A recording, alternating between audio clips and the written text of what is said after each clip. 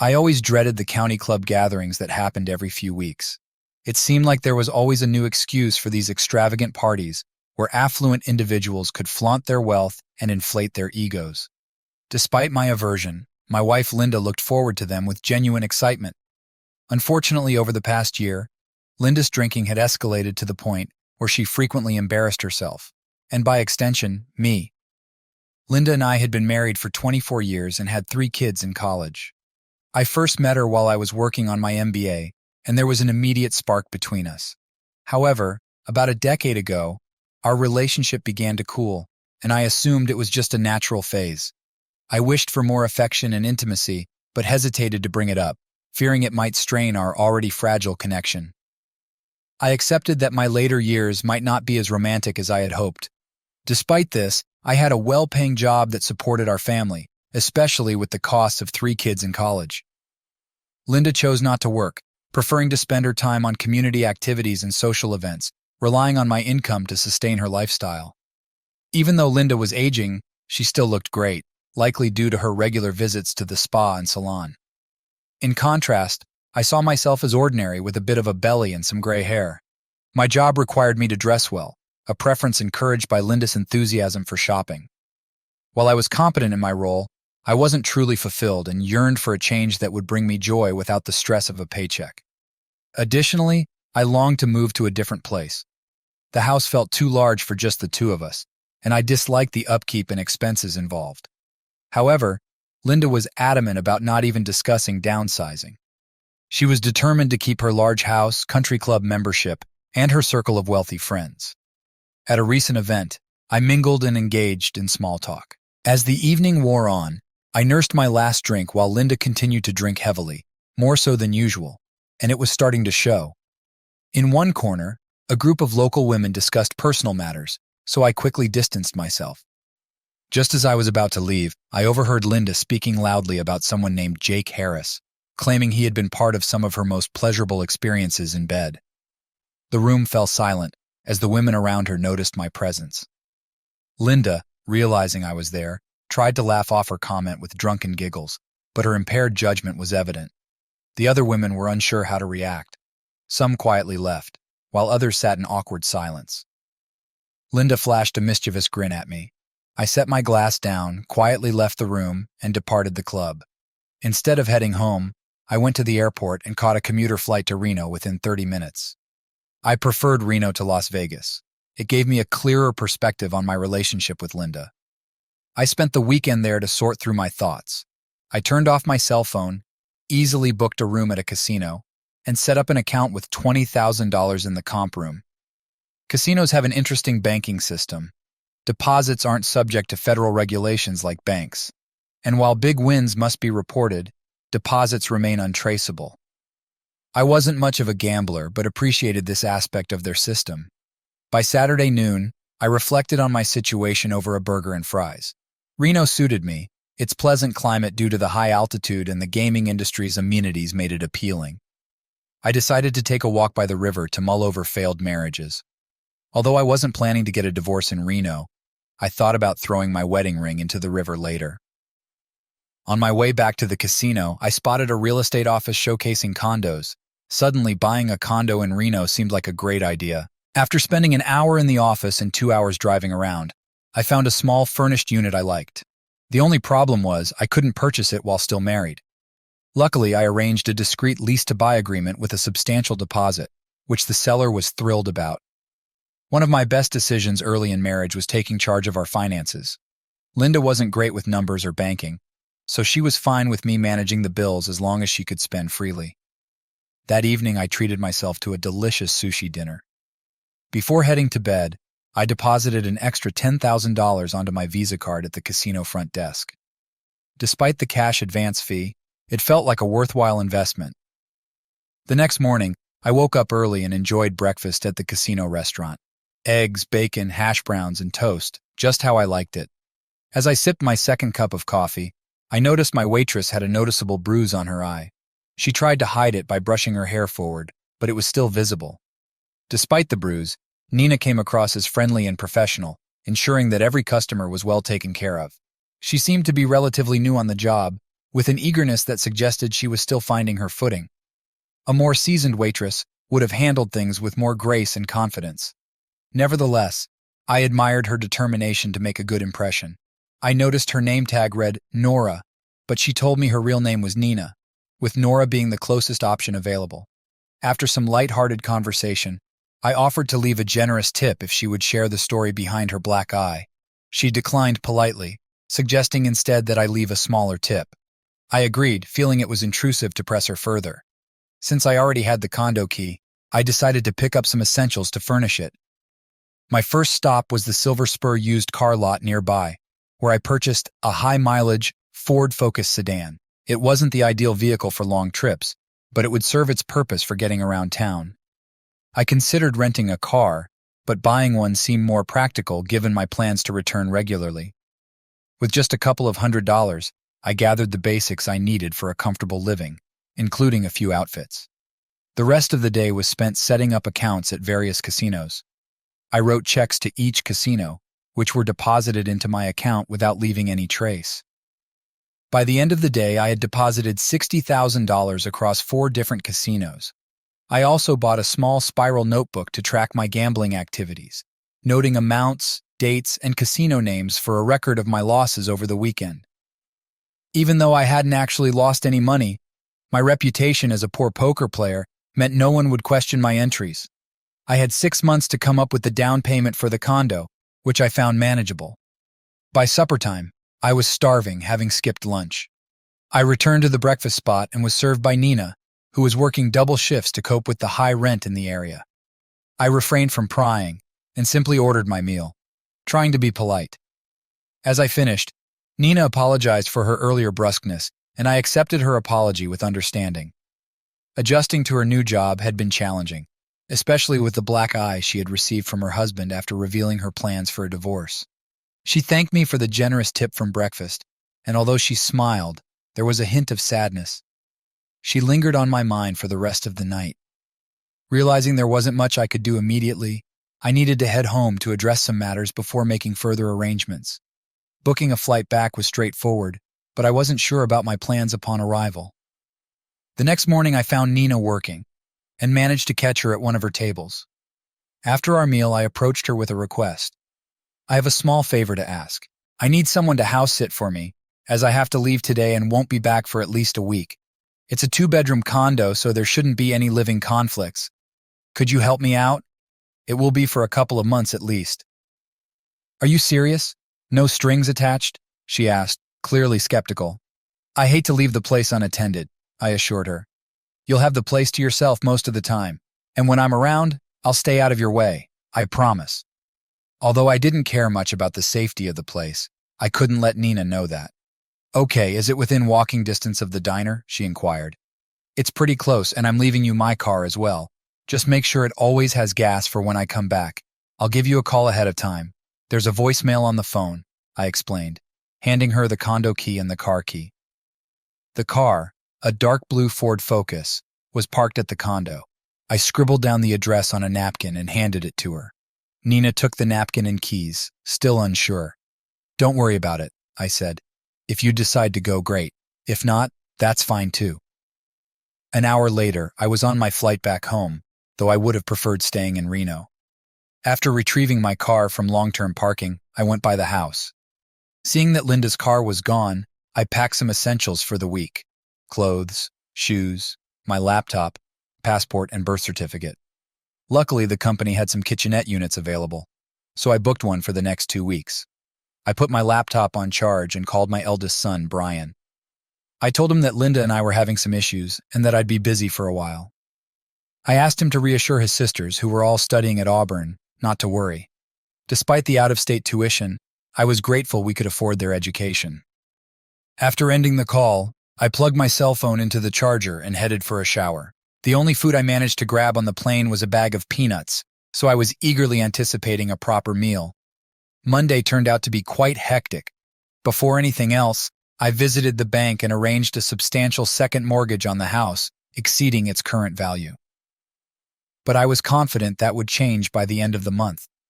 I also handled the tuition for my kids directly with Auburn University, transferring a hefty $240,000 to cover their prepaid fees. With a cashier's check of just over $200,000 in hand, I tackled several financial tasks, such as cashing in some CDs and closing a money market account. I chose to delay addressing the credit cards until later in the month. Running late for work, I found my secretary, Megan, waiting with a steaming cup of black coffee and a knowing smile. "Good morning, Mr. Terrell," she greeted me. "I heard about the incident at the county club on Friday. What's your plan now?" "Yes, it's all true," I confirmed. "I need you to dig up every bit of information you can on Jake Harris and discreetly reschedule all my appointments." Megan nodded in understanding and gave me a thumbs up before heading out. What I had initially expected to take weeks now seemed feasible within a week. I promptly called my lawyer to set up an urgent appointment. As I was about to leave, I made it clear to Megan that I would not be taking any calls from Linda and instructed her to ensure security kept her out of the building. David Turner, a college buddy who had never been fond of Linda, seemed like the perfect choice to handle my divorce. When I reached him, he said, "I was at the country club on Friday, Robert, so I have an inkling of why you were there." "That's right," I replied. "I'm not trying to be smart, Bob, but you were spot on. I could handle things as long as I wasn't publicly embarrassed, but Friday changed everything. I need access to all your accounts and a couple of powers of attorney. My assistant will prepare the paperwork and contact you. Is there anything specific I should be aware of?" David asked. "Well, David," I said, "the events of Friday triggered something in me. I've developed a gambling problem. I spent the weekend in Reno and lost a significant amount of money. I'm heading back next weekend, and I fear it might get worse." "That's rough, buddy. Are you keeping track of your losses?" "I am, and I plan to continue doing so. I think it might be wise to send you copies of everything." "Absolutely. Bob, I don't think we should delve deeper into this now." "Agreed. Is there anything else you need from me?" "I'm all set, Bob. Just handle your business and take care. Here's a financial worksheet. Fill it out and bring it back tomorrow when you come in to sign the forms. I've got your back." I realized I had skipped lunch. Megan had put together a helpful sheet on Jake Harris and suggested I speak with Ruth Bell in HR before proceeding. Ruth, known for her efficiency and stern demeanor, always dressed impeccably with her hair neatly in a bun. If Megan wanted me to meet her, it had to be significant. "Good afternoon, Mr. Terrell. Please have a seat," Ruth said, trying to put me at ease, though I still felt uneasy. It was like being in front of a no-nonsense professor. Despite my position, her authority was palpable. She closed the office door, and Megan filled me in on the details. "I don't engage in office gossip," Ruth began firmly, "but I deal in facts. Jake Harris confided in me 3 years ago. I promised to keep it confidential, but it seems I can't any longer." She gave me a serious look. "If anything I say upsets you, you're free to leave, and our conversation ends here. Don't direct your anger at me. I'm just the messenger. Do you understand, Mr. Terrell?"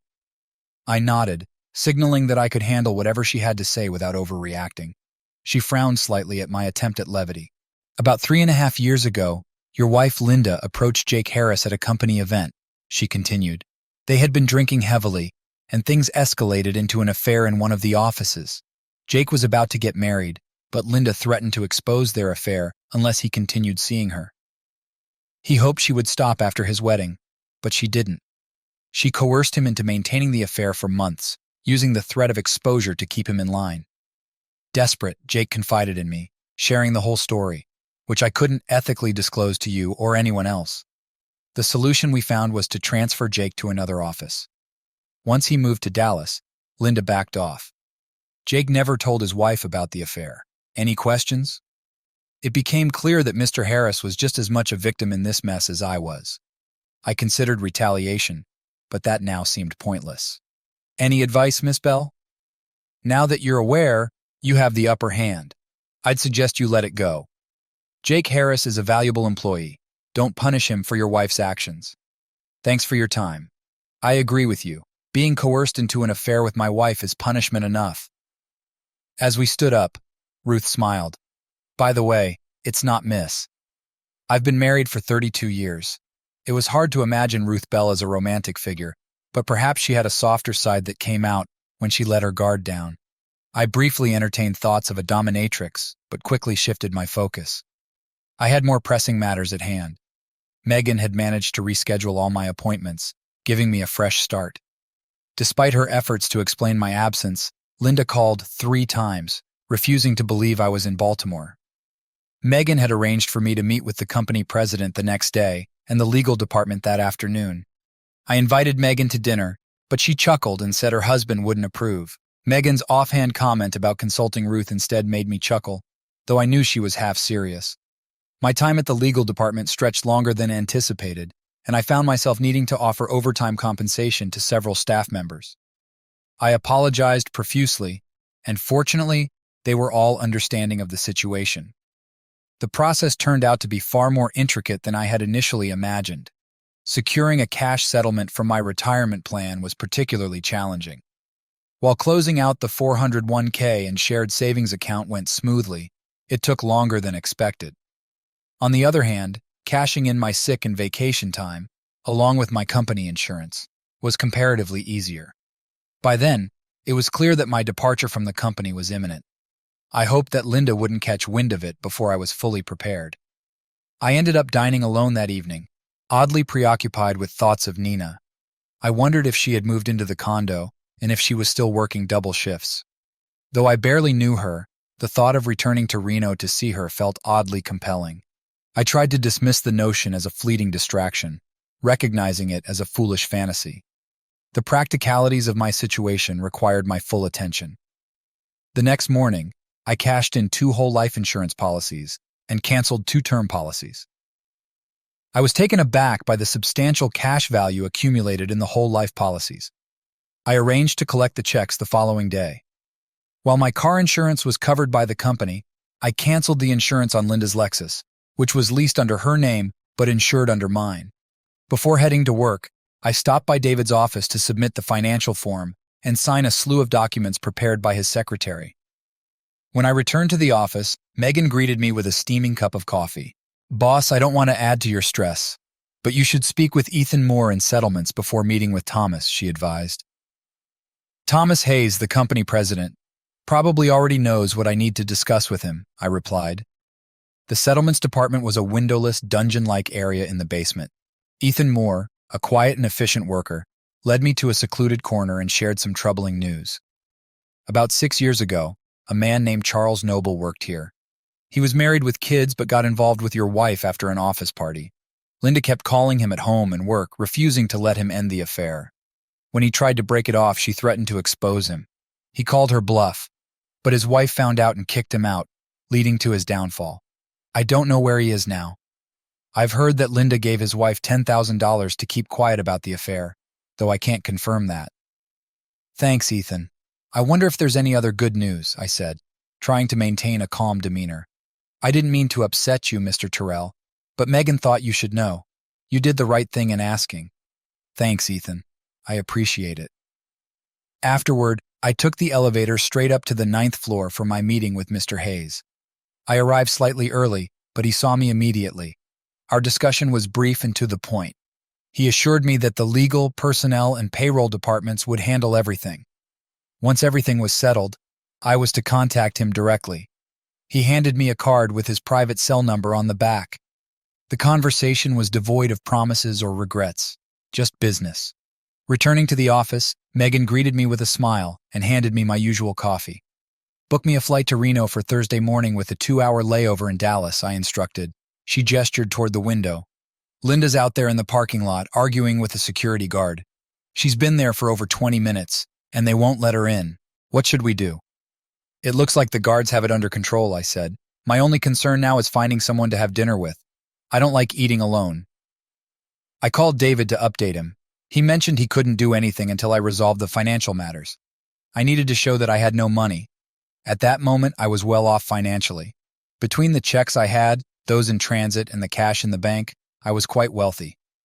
I assured David that I would head to Reno early and not return until I was completely broke. Occasionally, someone would poke their head into my office to tell me Linda was trying to reach me. She had enlisted her friends to locate me at work. I stayed a bit longer, tidying up to make things easier for my replacement. Linda had taken to perching on the hood of my car, waiting for me. Megan, with a mischievous grin, handed me the keys to her Honda Civic and suggested it was a good excuse for her husband to pick her up and take her to dinner. "By the way, you're not planning anything reckless in Dallas, are you?" she asked. "No, just tying up loose ends. No revenge, I promise," I replied. I grabbed dinner at the Outback in Allentown, returning to my apartment before midnight. The next morning flew by. I signed more paperwork for David, closed all bank accounts, and canceled credit cards.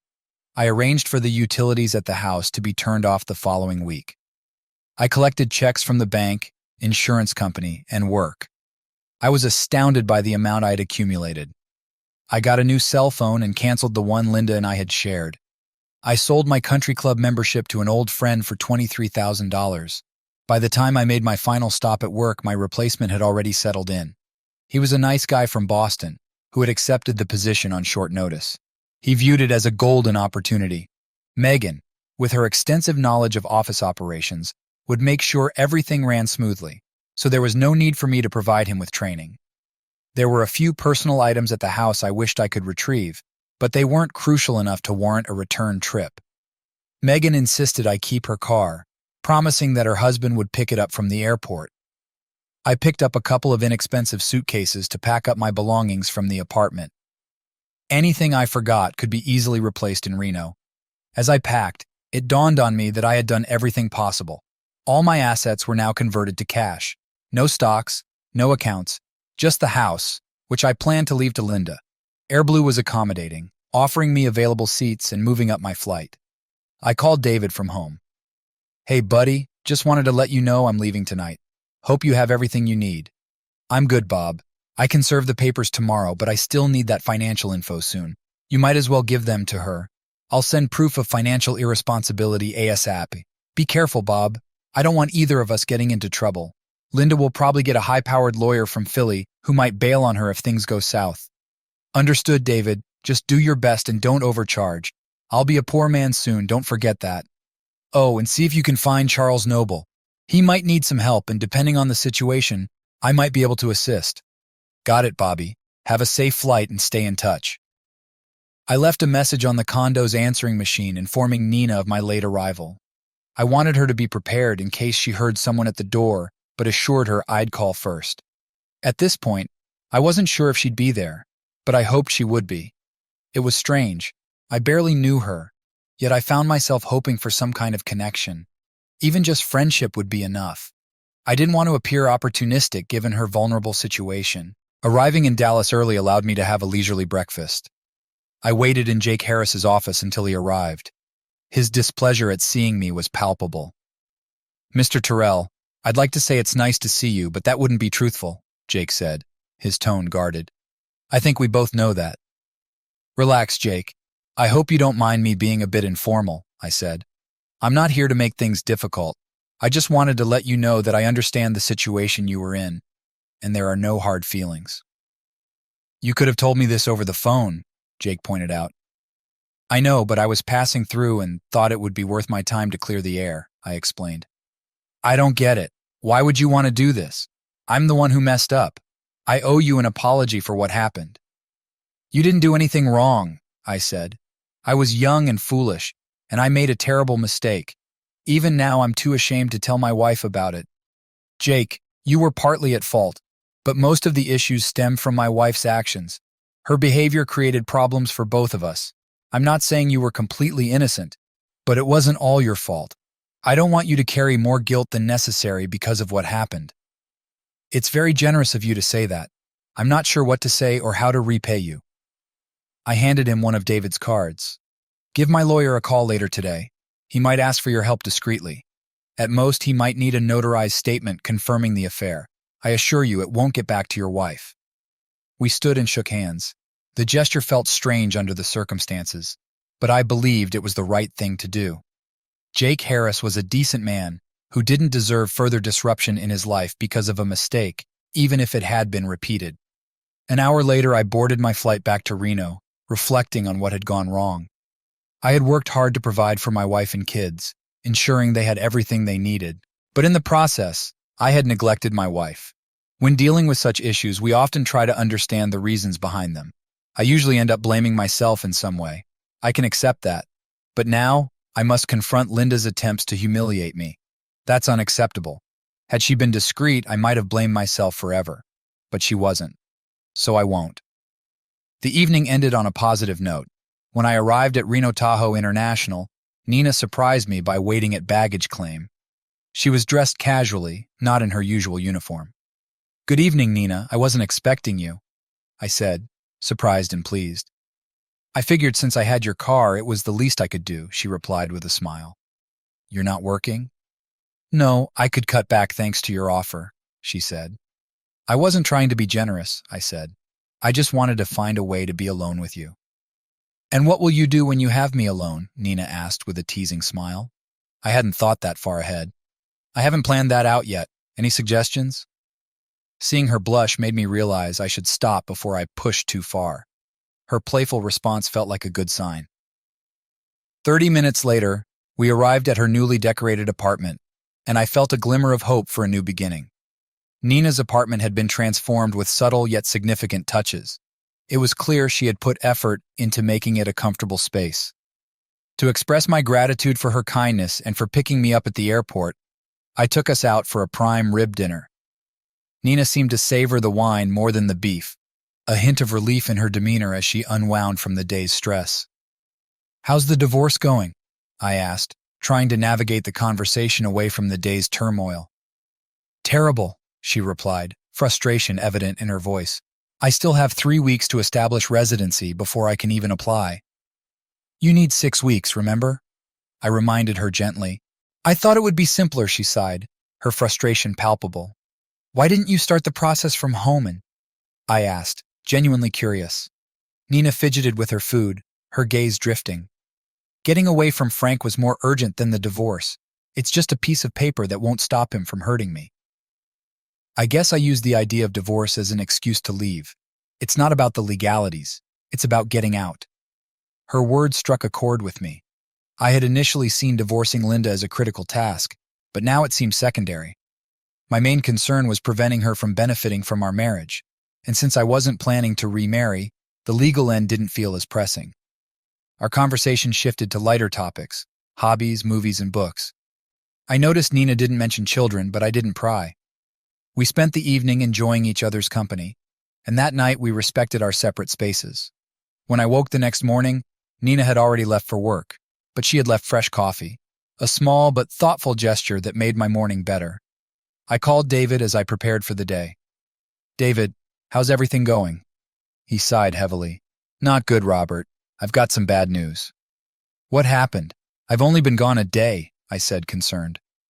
"Linda's been making waves. She discovered the bank accounts and more," David explained. "She's got a restraining order against you for everything. All your accounts are frozen, even if they're empty. You're not allowed near her, the house, or even contact your adult children. It's a mess, and it's going to take time and money to untangle." "David, I don't want to deal with this anymore. I'm done," I said, feeling overwhelmed. "So, you're withdrawing from handling the divorce?" he asked, clarifying. "That's right," I confirmed. "And she's hired a private detective to find me?" "Yes," David said. "And if law enforcement or federal authorities ask, I'll have to disclose your whereabouts. I can't jeopardize my career for this, even though we're friends." "Understood. Make sure you're protected. I'll handle things from my end and lay low. Thanks for your understanding. I was counting on you. Take care." The abrupt change in plans threw everything into disarray. My idea of pretending to lose all my money at the casinos was no longer feasible. I decided to avoid involving anyone else. Thankfully, Nina had left me her car, which was a small blessing. With a bag of money and checks, I visited 6 different casinos, cashing in my checks and acquiring chips or credit. I avoided banks to prevent any holds on my funds. The casinos were accommodating, and by the end of the morning, I had successfully deposited my funds in several places, accumulating a substantial amount of cash and chips. After a quick lunch, I began the process of converting the chips into cash. Within a couple of hours, I had turned everything into liquid assets. Relieved, I rented a large safety deposit box in Carson City, securing all but $5,000 for immediate expenses.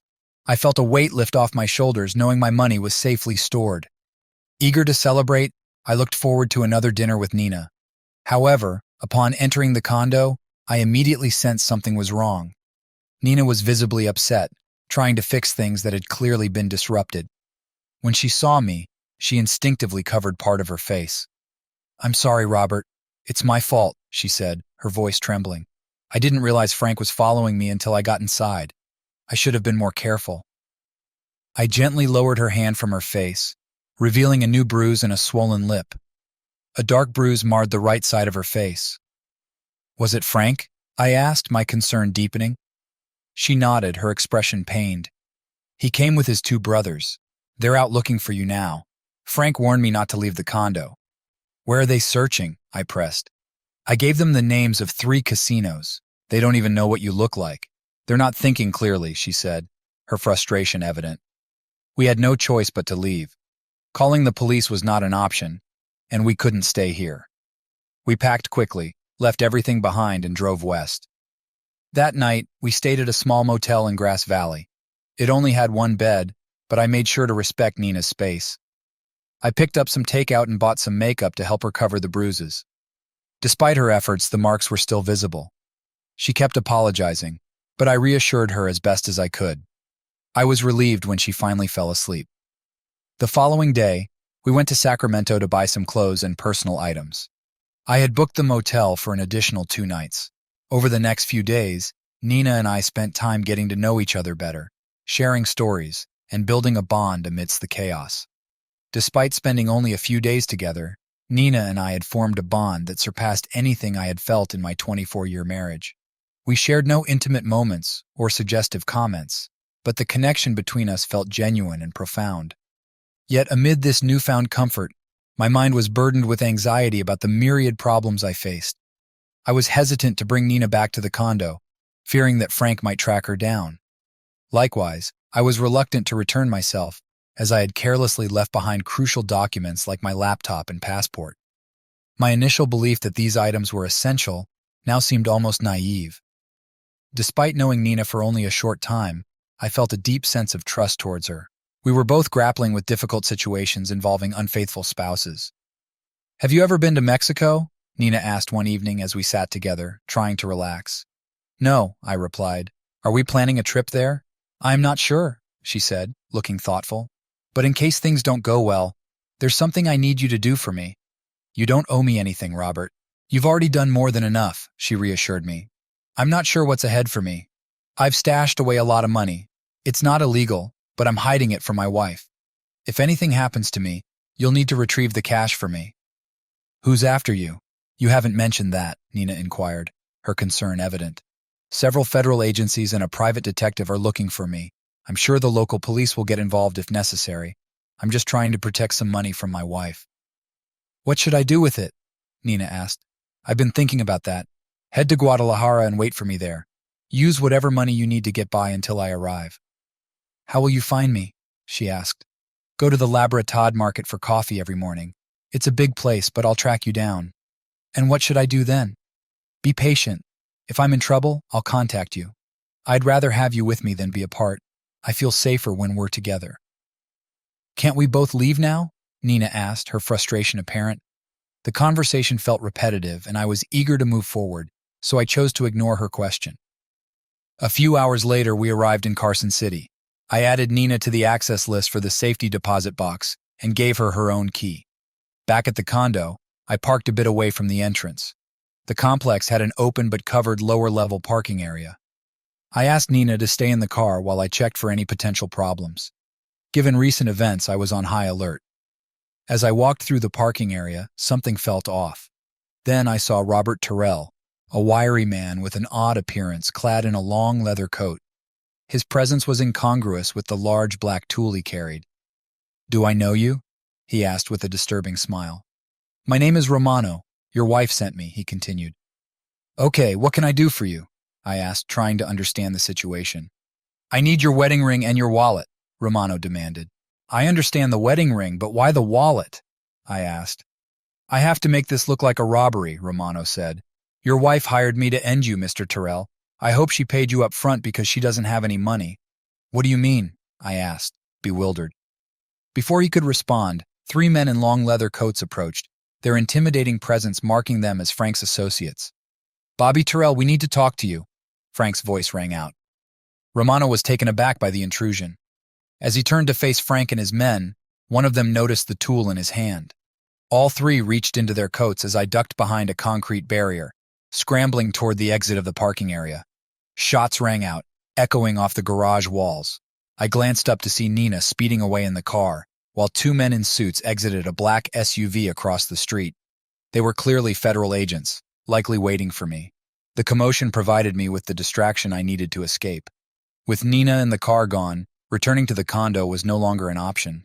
I didn't know who had shot Romano, and frankly, I didn't want to know. What I did know was that I was now being pursued by 3 different groups for various reasons. I considered my options. I could catch a bus to Carson City to retrieve my money, but the risk seemed too high. I decided against it. My situation was more dire than I'd initially realized. I needed to disappear and let things cool down. With over $4,000 in my pocket, I decided to head to San Francisco. The city was notoriously expensive, and $1,000 doesn't stretch far there. However, it was a necessary step. In San Francisco, I used part of my money to acquire a social security number and ID, allowing me to secure a job. I found a room with a shared bathroom and took a job waiting tables at a modest restaurant. Within a month, I was earning enough to support myself and was becoming fairly proficient at my new role. As I adjusted to my new life, I couldn't shake the feeling that my troubles were far from over. Some customers even started requesting my tables at the restaurant. I had let my cell phone service lapse since leaving Reno, and it had been cut off. It only cost a few bucks to get a new prepaid service with about 50 minutes of airtime. I wanted to call Nina, but without knowing her whereabouts, I decided to call David instead. "Hey buddy, it's Robert. Just thought I'd get an update from you." Bobby, good to hear from you," David's voice crackled with relief. "Things are still a mess, but not as bad as you might think." "Where the heck are you?" I asked, trying to sound nonchalant. "None of your business where I am. Last time we spoke, I was dealing with a bunch of nasty people, all wanting something." "Am I still a wanted man?" I pressed. "Well, most of that mess cleared up, especially after Linda was arrested.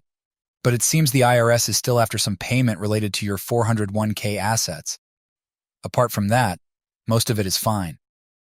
"What do you mean Linda was arrested? I thought you'd be the first to know." "Ever heard of a guy named Victor Romano?" "Yeah, I met him briefly about 3 months ago. He tried to bump me off, but we got interrupted by some other guys who were after me. How does he fit into this?" "Linda hired Romano to end you. He got injured pretty bad in Reno and spilled everything to the police. Apparently, Linda was going to stiff him on a $10,000 contract, so he ratted her out. The cops bought his story and charged her. She can't make bail, so she's waiting for her trial in jail." "David, I'd love to help her out if she hadn't tried to have me ended. I think her parents should be able to bail her out, but I won't." "Let me see what I can do, Bobby. Nobody seems to be that interested in you right now. Should I restart the divorce proceedings? We have pretty good grounds this time." "Might as well. A divorce would be nice, but I don't really care anymore. I guess it would tidy things up. I kept all the other paperwork. I think I can still use most of it." "Oh yeah, I forgot to tell you, your kids all came home when Linda got in trouble. They were worried at first, but lost interest when the truth came out. They want you to call them and let them know you're okay." "I'll get in touch with them as soon as I can."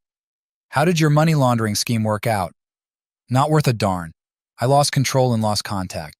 I'll try to check on it next week." "David, sometimes even the best plans in the world just aren't good enough." "Sure, I'll keep in touch, buddy. Oh, one more thing, David. Did Linda ever mention why she wanted me dead?" "Not that I know of. I figured it might have been for the insurance, but she didn't know you canceled it. I checked in with the kids and everything was fine. They felt relieved knowing the tuition had been prepaid. They asked about Linda and me, but I couldn't bring myself to tell them. Some things would have to wait."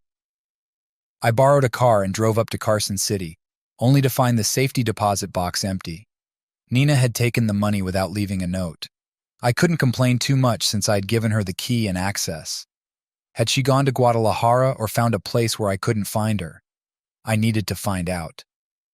There were several small travel agencies in my San Francisco neighborhood, mostly offering group tours, which didn't suit me. Eventually, I found a tour to Guadalajara with a last-minute cancellation that I could afford. It was the first time in my life I had to scrape together enough money for something.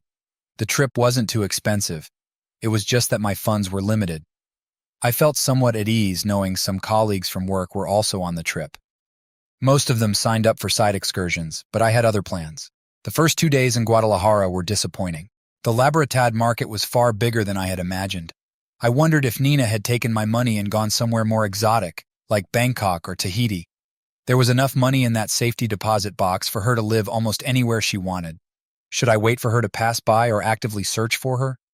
I ended up doing both. By the third day, my patience was wearing thin. Finally, Robert, where have you been? A familiar voice broke through my thoughts. I turned around to see Nina standing with her hands on her hips, wearing a wide-brimmed straw hat with a red band around it. Say something, damn it. I've been going nuts here, not knowing if you were even alive or not. I didn't reply immediately. Instead, I walked over and kissed her for the first time. I couldn't believe I had waited so long to do it, but I was glad I finally did. That's a pretty pathetic explanation, Nina said with a smile. Maybe you better try it again. The second kiss came with a big hug as I swung her around, lifting her off the ground. Nina, I missed you so bad. You still have to tell me where you were for the last month, she said, her voice filled with warmth. But I can't wait till later. Let's go home and have some lunch. We walked through the market, hand in hand. For the first time in a while, I felt truly happy and content. Robert, don't get mad at me, but I spent some of your money. I put most of it in the bank, but I needed a place to live, so I bought us a house. You bought a house? Yes, it's a beautiful hacienda in a beautiful city. I hope you don't mind. You had an awful lot of money in that bank, and I thought we could use it. I'm glad you found us a nice place, I said. I like it when a plan comes together. Linda's parents had managed to raise her bail money and cover her legal fees. David had no trouble getting her signature on the divorce papers. Linda ended up receiving 5 to 8 years for her attempt on my life, though the exact reasons behind her actions remained a mystery. David was able to find Ray, who was sober but still struggling. When David asked how he could assist, Ray requested a hot dog pushcart. I felt better knowing I had helped Ray get back on his feet. I resolved my IRS issue by paying $4,000. As for Linda and her brothers, they were still in jail in Nevada, with no clear idea of how long they would stay. Now I was free to return home. My old job with a promotion awaited me. The law had lost interest, and once Nina's Mexican divorce was finalized, we planned to get married. The kids were excited for the wedding, which would take place during their spring break.